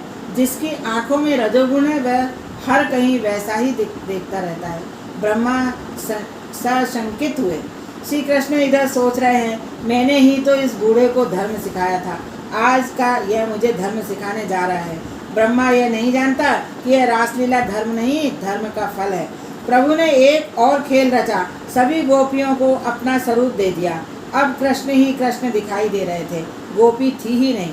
तभी पीताम्बरधारी कृष्ण हैं और एक दूजे से रास खेल रहे हैं। रमा रमेशो। ब्रह्मा जी ने मान लिया कि यह स्त्री पुरुष का मिलन नहीं है, श्री कृष्ण गोपी रूप हो गए हैं। ब्रह्मा जी ने कृष्ण को प्रणाम किया। रास बिहारी लाल की जय।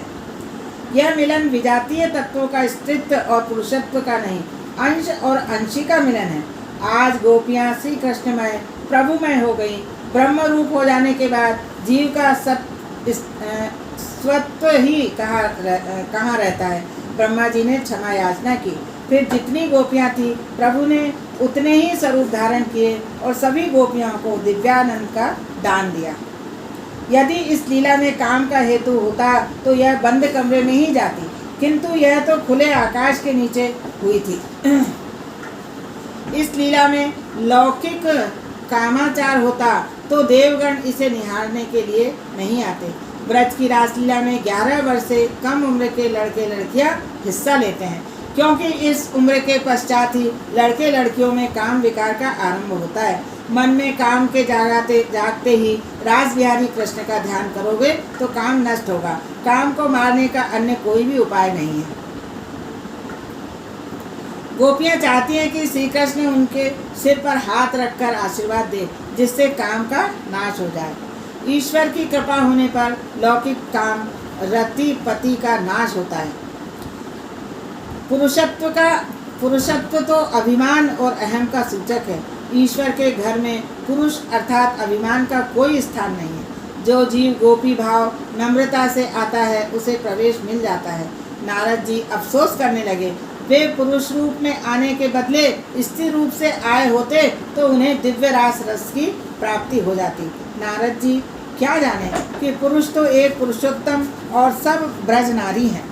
राधा जी ने नारद जी के म्लान बदन को वृंदावन की अधीश्वरी राधिका यह नहीं चाहती कि वृंदावन में किसी भी अतिथि को किसी प्रकार का भी कष्ट या दुख हो। उन्होंने नारद जी के कारण पूछा, नारद जी मुझे श्री कृष्ण से रास खेलकर गोपियों का आनंद पाना है। राधा जी आप राधा कुंड में स्नान करेंगे तो रासलीला में प्रवेश मिलेगा। राधा कुंड में स्नान करने से नारदी बन गए। उन्होंने सोच लिया था कि यदि परमात्मा मिलते हों तो नारी बनने में क्या आपत्ति है। आज तक पुरुषत्व के अभिमान ने ही तो मुझे प्रभु से इतना दूर रखा है। आज तक मैं इसी अभिमान में डूबा रहा कि मैं पुरुष हूँ, बड़ा कीर्तनकार हूँ। गोपियों ने अपना स्त्रीत्व छोड़ दिया और नारद जी ने अपना पुरुषत्व। सांसारिक धर्मों का त्याग करके प्रभु की ओर जाना ही तो जीव का धर्म है। सांसारिक धर्मों का त्याग करके प्रभु की ओर जाना ही जीव का धर्म है। देहभान, पुरुषत्व, स्त्रीत्व की भावना प्रभु मिलन में बाधक है। ऐसा देहाभिमान छोड़े बिना जीव ईश्वर के निकट जा नहीं पाता। अभिमानी जीव रासलीला में प्रवेश पा नहीं सकता। गाय के समान नम्र और गोपी बनकर जाओ। वैसे तो पुरुषत्व अहम भाव का प्रतीक है और स्त्रीत्व नम्रता का, फिर भी प्रभु से मिलने के लिए तो इन दोनों आवरणों का त्याग करके शुद्ध जीव बनना आवश्यक है। अपनी विद्या ज्ञान कीर्तन कारत्व का अभिमान नष्ट हुआ तो नारद जी को रासलीला में प्रवेश मिला। वे गोपी बनकर रासलीला में गए। गोपी नम्र को प्रभु रासलीला में प्रवेश देकर आनंद देते हैं। गोपी नम्र जीव को ही प्रभु अपनाते हैं। गोपियों को श्री कृष्ण से प्रेम था, मोह नहीं। आत्मा का चिंतन प्रेम उत्पन्न करता है और शरीर का चिंतन मोह। अपने प्रिय पात्र में आत्मा का स्मरण चिंतन ध्यान करो, शरीर का नहीं। प्रेम में अतिशय धीरज आवश्यक है। धीरज भी कैसा? रुक्मणी ने अपने पत्र में श्री कृष्ण को लिखा था, चाहे कितने भी जन्म मुझे लेने पड़े, किंतु वरूंगी तो आपको ही। भागवत तो गोवर्धन नाथ जी की वांग्मय स्वरूप है। जब तक नाम के साथ संबंध नहीं हो जाए तब तक नामी प्रभु के साथ संबंध कैसे होगा? भागवत परमात्मा का प्रत्यक्ष नाम स्वरूप है जो भगवान के साथ संबंध जोड़ देता है। 10वां स्कंद तो भागवत का हृदय है। मानव जीवन का अंतिम लक्ष्य है रास लीला। ईश्वर को प्राप्त किए बिना जीव को शांति नहीं मिल पाएगी। जीव ईश्वर के साथ एक हुआ नहीं कि मुक्त हो गया। यदि तुम भगवान के से मैत्री करोगे तो वे तुम्हें सुदामा की भांति भगवान बनाएंगे। यह जीव कुछ साधन करता नहीं है, फिर उसे अनुभव कैसे होवे? केवल चित्त शुद्धि के लिए सत्कर्म करना है। सत्कर्म करने के लिए कोई विशेष मुहूर्त की आवश्यकता नहीं। इसी क्षण से सत्कर्म का आरंभ करो। बातों में चर्चा विचारना में समय का व्यय न करो।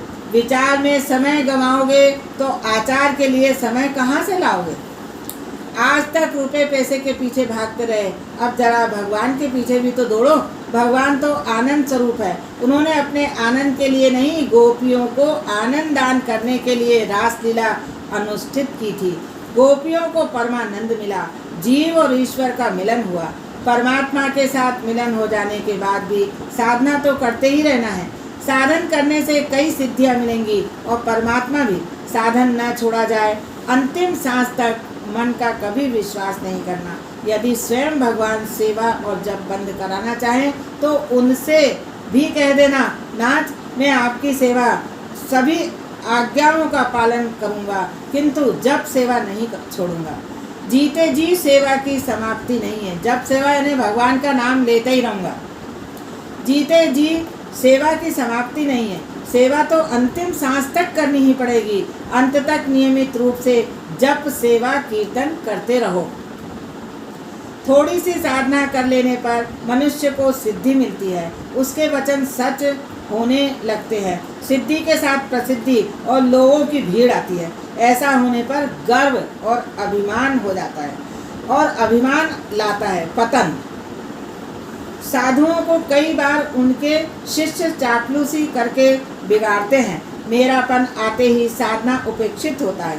साधु सोचता है, हाँ फुर्सत के समय सेवा तो होती रहेगी, अभी तो मैं सेवकों की सेवा का लाभ ले लूँ। मैं सिद्ध हूँ तो मन से सेवा कर लूँगा, यह बात ठीक नहीं है। तुकाराम महाराज ने कहा है, आधी केला सत्संग तुका झाला पांडुरंग, त्याचे भजन राहीना भूल स्वभाव जाईना। मेरे प्रभु ने मुझे अपना लिया है, प्रेम बढ़ता जा रहा है। हम दोनों एक ही तो हैं, किंतु भजन करने की आदत छूटती ही नहीं। ईश्वर के दर्शन हो जाने के बाद भी जब सेवा ध्यान आदि साधकों का त्याग न करना, अन्यथा माया आ घेरेगी। कुछ लोग साध्य की प्राप्ति हो जाने पर साधन की उपेक्षा करने लगते हैं। यह ठीक नहीं है। साधन में शिथिलता आएगी तो मन गड़बड़ होगा। बलवान हाथी के लिए भी अंकुश जरूरी है। मन भी हाथी ही है, उसे अंकुश में रखने का साधन है भजन। भक्ति में दैत्य भाव आवश्यक है। भक्ति में दैन्य भाव आवश्यक है। गोपियों को अभिमान हो आया। उन्होंने कहा, सभी विषयों का त्याग करके हम आपके पास आई हैं। गोपियों में अभिमान कहाँ से आया? अरे वह तो सूक्ष्म रूप से उनके मन में ही छुपा हुआ था। मनुष्य मानता है कि वह शुद्ध हो गया है, किंतु हर तरह से शुद्ध हो पाना बड़ा दुष्कर काम है। साधक को तो बड़ा सावधान रहना पड़ता है। जिसको बहुत मान मिलता है उसके अभिमानी बन जाने की संभावना है। श्री कृष्ण ने गोपियों को मान दिया तो उनको अभिमान ने घेर लिया। गोपियां मानने लगी। वैसे तो श्री कृष्ण हमारे प्रति आसक्त थे ही, किंतु आसक्त न होने का दिखावा कर रहे थे। अभिमानवश गोपियों में लौकिक भाव, सदृश भाव जागा नहीं कि श्री कृष्ण अदृश्य हो गए। भगवान के अंतर्ध्यान होने का अर्थ क्या है? वैसे तो भगवान सर्वत्र सर्वव्यापी हैं, वे अदृश्य तो होते ही नहीं, किंतु अंतर्ध्यान होने का अर्थ है कि जीव की आंखों में अभिमान का पर्दा जाने से प्रभु का दिखाई न देना।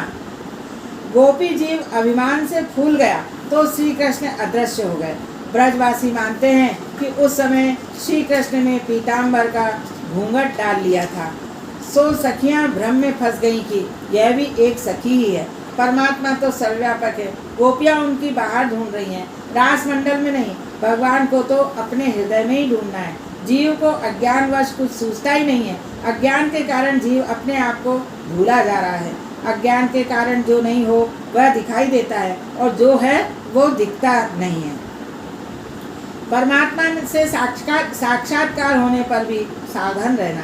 ज्ञानी भी कई बार साक्षात्कार हो जाने पर अपने आप पर काबू नहीं रख पाते, क्योंकि सिद्धि और प्रसिद्धि देती है, और प्रसिद्धि अभिमान। सिद्धि प्रसिद्धि देती है और प्रसिद्धि अभिमान। ऐसा होने पर साधन छूट जाता है और परिणामतः जीव ईश्वर से विमुख हो जाता है। परमात्मा की अनुभूति होने के पश्चात भी यदि जीव साधन छोड़ दे तो उसका पतन ही होता है। पुंडलीक चरित्र देखें। माता पिता के प्रति पुंडलीक की अविराम अतिशय भक्ति को देखकर द्वारकाधीश उसका दर्शन करने के लिए पंढरपुर पधारे।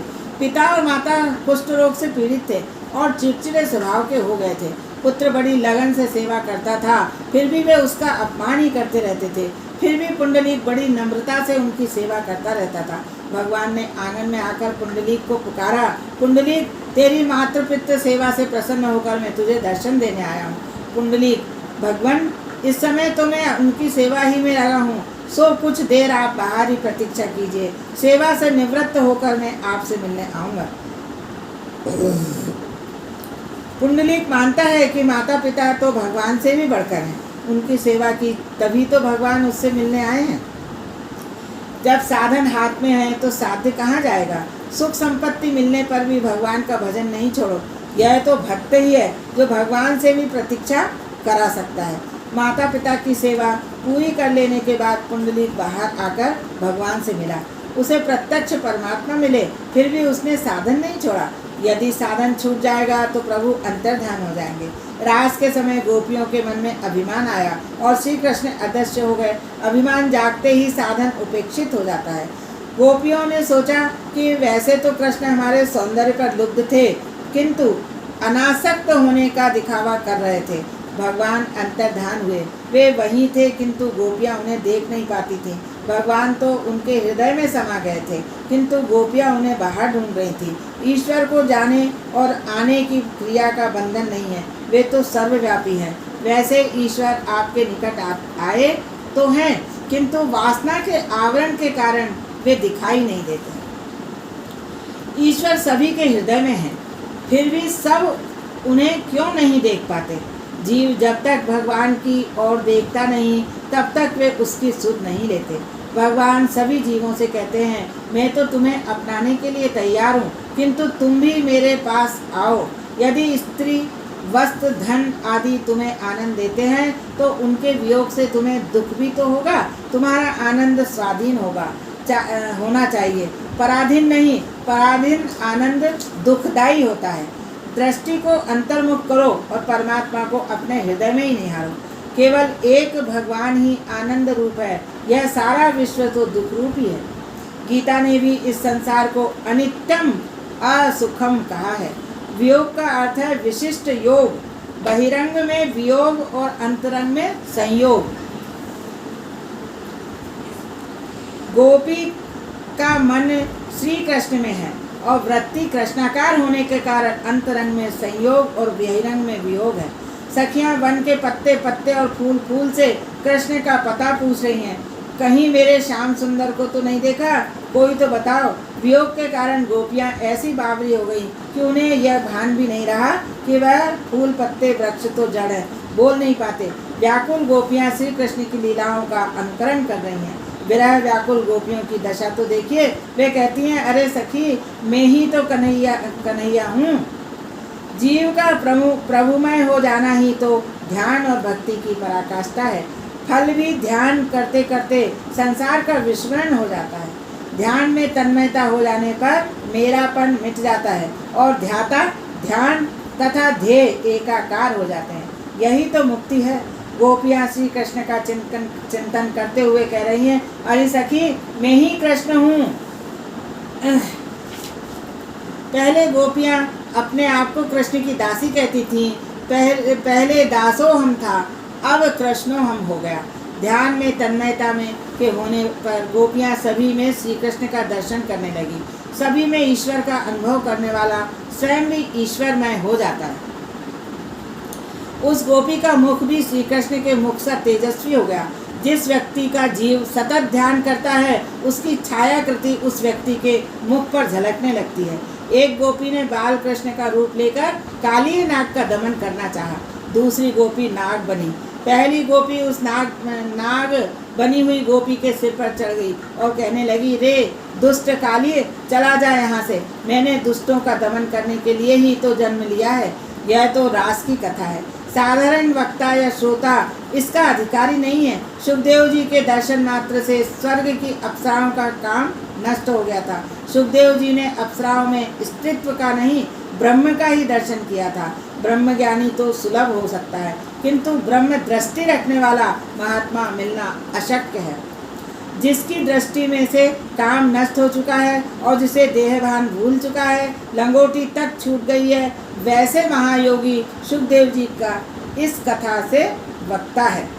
गोपियाँ भगवत रूप बन गई। राधा और कृष्ण एक हैं, दोनों अभिन्न हैं। सूर्य और उसकी प्रभा की भांति कृष्ण और राधा एक ही है। वे दोनों कभी विभक्त हो ही नहीं सकते।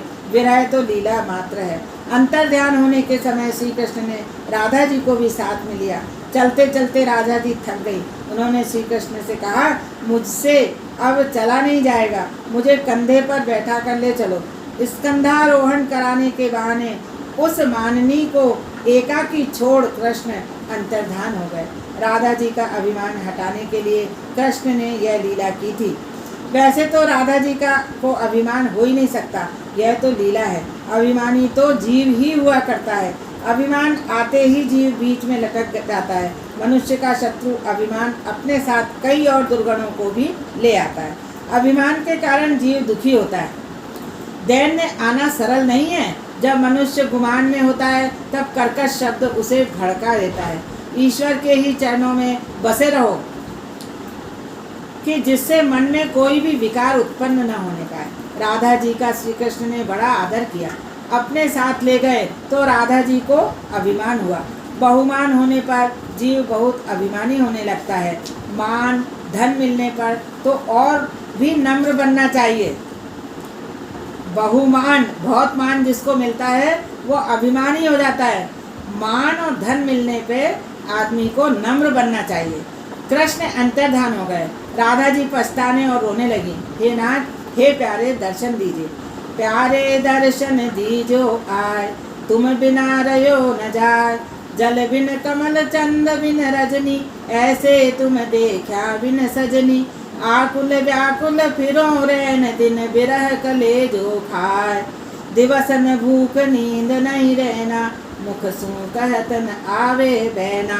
कहा कहूँ कछु कहत न आवे, मिलकर तपन बुझाए। क्यों तरसाओ अंतर्यामी, आए मिलो कृपा कर स्वामी। मीरा दासी जन्म जन्म की पड़ी तुम्हारे पाय। राधा जी कृष्ण को पुकारती हुई, पछताती हुई, रोती हुई अचेत सी हो गई और कृष्ण को ढूंढती हुई कुछ गोपियाँ 15 मिनट है।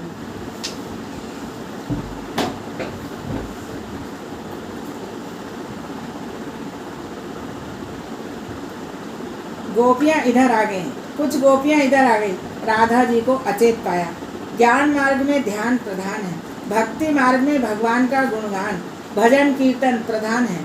अपने दोषों का निवेदन करते हुए प्रभु के गुणों का गान करोगे तो तुम्हारे ऊपर उनको दया आएगी। माधव तो गान प्रिय है। एक बार वैष्णव ने देखा कि जगन्नाथ जी के नए नए वस्त्र रोज रोज फट जाते हैं। भक्त ने भगवान से कारण पूछा। जगन्नाथ जी ने बताया, गीता गोविंद का गान करती हुई एक बावरी वन में घूम रही है, उसको सुनने के लिए मैं उसके पीछे फिरता रहता हूँ, सो वन की झाड़ियों में उलझ जाने से मेरे वस्त्र फट जाते हैं। भगवान ने भागवत में कहा है, मैं अपने निष्काम भक्तों के पीछे पीछे चलता रहता हूँ कि उनकी उड़ती हुई चरण रज मेरे ऊपर आती है। विरह व्याकुल गोपियाँ श्री कृष्ण के गुणगान करने लगी। यह गोपी गीत है। गोपियों ने सोचा, यदि जमुना किनारे जाकर स्तुति की जाए तो श्री कृष्ण अवश्य प्रकट होंगे। गोपी गीत का पाठ तो बहुतेरे लोग करते हैं, किंतु यह पाठ गोपी भाव से करना चाहिए। ईश्वर से मिलने के लिए व्याकुल हुआ जीव इस जगत में कहीं भी चैन पा नहीं सकता। यदि अत्यंत आर्त स्वर से भगवान को पुकारोगे तो वे आ मिलेंगे। अतिशय आर्द्र भाव से गोपी गीत गाया जाए। दिवस में हमेशा 3 बार स्तुति करो। गोविंद दामोदर स्तोत्र का कहा गया है, सुखावसाने दुखावसाने और देहावसाने स्तुति करो। दुख के प्रसंगों में सोचो कि दुख पहाड़ जितने होते हैं, फिर भी तुम्हारे पाप के प्रमाण में भगवान ने तो अपेक्षाकृत कम ही सजा दी है। गोपी गीत का छंद है इंदिरा। इंदिरा अर्थात लक्ष्मी। गोपियाँ लक्ष्मी हैं, सो गोपी गीत इंदिरा छंद में निबद्ध है। सखियाँ परमात्मा की स्तुति कर रही हैं। कन्हैया, तेरे ही कारण तो हमारी और वृंदावन की शोभा बढ़ गई है। पहले यहाँ सौंदर्य नहीं था, नाथ तेरे ही आगमन से ब्रज भूमि शोभायमान हुई है। मानव शरीर ही ब्रज है। यदि इस शरीर ब्रज में प्रभु प्रकट होंगे तो उसकी शोभा और बढ़ जाएगी, उसकी कीमत बढ़ जाएगी, उसकी जय जयकार होगी। भगवान के पास ले जाने में जो हमारा सहायक सिद्ध होता है, वैसा यह शरीर भी ब्रज ही है। इस शरीर की शोभा वस्त्राभूषण से नहीं, भगवत भक्ति से बढ़ती है। नाथ, आपके ही कारण मेरे ब्रज शरीर की शोभा है। आपका प्रागट्य होने पर ही हमारी शोभा बढ़ पाई है। शरीर का सिंहासन जब काम क्रोध मद मोह लोभ मत्सर से मुक्त होगा, तभी परमात्मा दौड़ते हुए आएंगे। तुकाराम और मीराबाई की आज भी जयकार होती है, कारण उनके शरीर वज्र में विकारों ने पांव तक नहीं रखा था। उन्होंने अपने शरीर और हृदय को ही वज्र बना रख लिया था। बड़े सम्राटों को जगत भूल जाएगा, किंतु शंकराचार्य, वल्लभाचार्य, मीराबाई, तुकाराम, नरसिंह मेहता को कौन भूल सकता है। इन महापुरुषों ने अपने हृदय गोकुल में श्री कृष्ण को पधराया है। हृदय को गोकुल बनाओ। जगत गुरु शंकराचार्य सा ज्ञानी आज तक कोई हुआ ही नहीं, फिर भी वे अपने हृदय में श्री कृष्ण को हमेशा बसाए हुए हैं। कन्हैया, हम तो केवल तेरे लिए ही जी रहे हैं, तेरे बिना काल हमें सताता है। नाथ, वैसे तो हमें कोई गरज नहीं है, फिर भी शरणागत की रक्षा करना क्या तुम्हारा कर्तव्य नहीं है। शरणागत जीव की उपेक्षा न करो। हर कहीं हर किसी में हम आपको ढूंढती है। भक्त तो सर्व में एक ईश्वर को ही ढूंढता है। सभी में जो ईश्वर को ढूंढे वही गोपी है। हे नाथ, हम आपकी दासी हैं, हम आपकी हैं, हमें दर्शन देने की कृपा कीजिए। पहला श्लोक प्रभु के गुणगान का कीर्तन भक्ति का है। प्रभु के दर्शन की चाह है, सो उसमें दर्शन भक्ति भी है। प्रभु के हेतु ही शरीर धारण किए हैं, अतः इसमें आत्मनिवेदन भी है। आपके शब्द दास आदि साधन रूढ़ा भक्ति के भेद सूचित होते हैं। हे नाथ, आपने अजामिल से पापी पर भी कृपा की थी, क्या हम पर नहीं करेंगे? क्या हमें दर्शन नहीं देंगे? हे नाथ, अंधेरी रात में आपका चिंतन करती हुई हम वन में भटक रही हैं। हमारी उपेक्षा करना आपको शोभा नहीं देता। हे नाथ, हम और तो कुछ मांगती नहीं, हम तो आपकी अशुल्क दासी, बिना मोल की चेरी। हमारी भक्ति निष्काम भक्ति है। इन गोपियों की बातों में आत्म तिरस्कार नहीं, दैन्य है। आपके नेत्रों से हम बिंद गई हैं। नेत्रबाण द्वारा किया गया वध ही तो है। एक सी सद्गुण आप में नहीं आया है, एक भी सद्गुण आप में नहीं आया है, सो आप हमें तड़पाते हैं। यह कोई आश्चर्य की बात नहीं है। लाला, तू माखन चोर है, हमारे मन को भी तूने चुरा लिया है और अब हमें यहाँ से दूर करना चाहता है।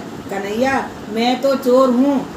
कन्हैया बोल रहे हैं, मुझे क्यों पुकार रही हो? कोई चोर से मैत्री भी करता है क्या?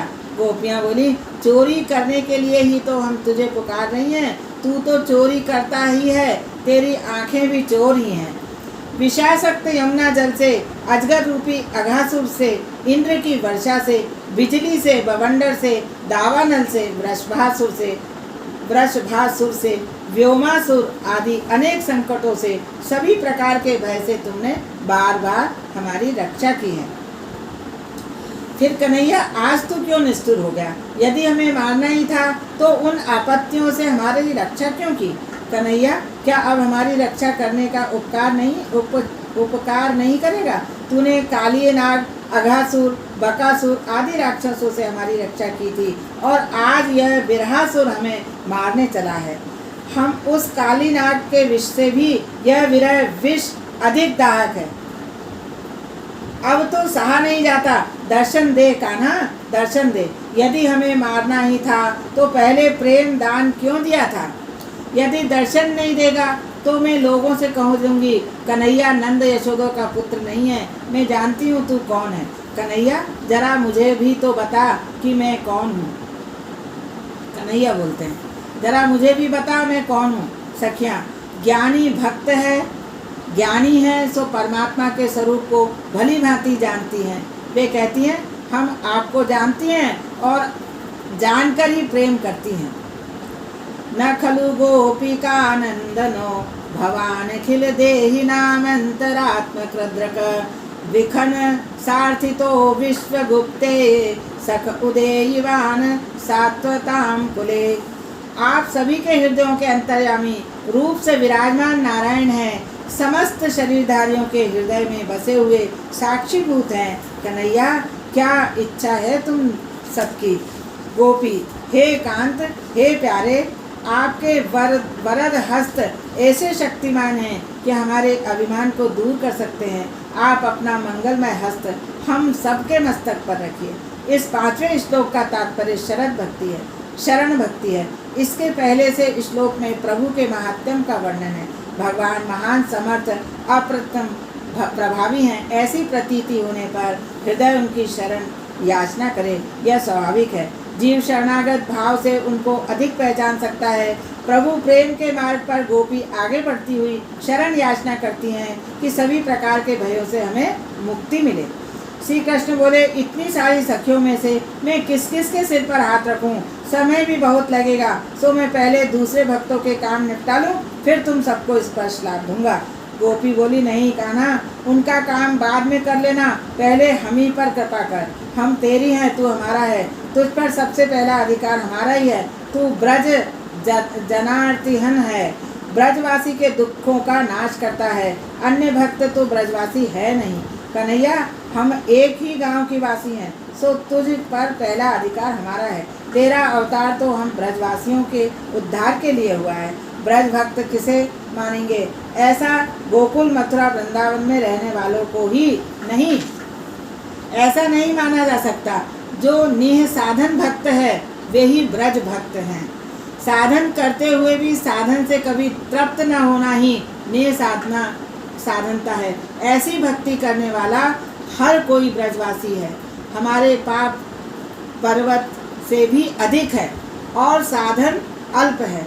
सभी पाप कैसे जल पाएंगे? भगवत कृपा से ही पाप जल सकते हैं। ऐसी नम्रता आनी चाहिए। सभी प्रकार के साधन करते हुए भी अपने को निसाधन मानने वाला जीव ही ब्रज भक्त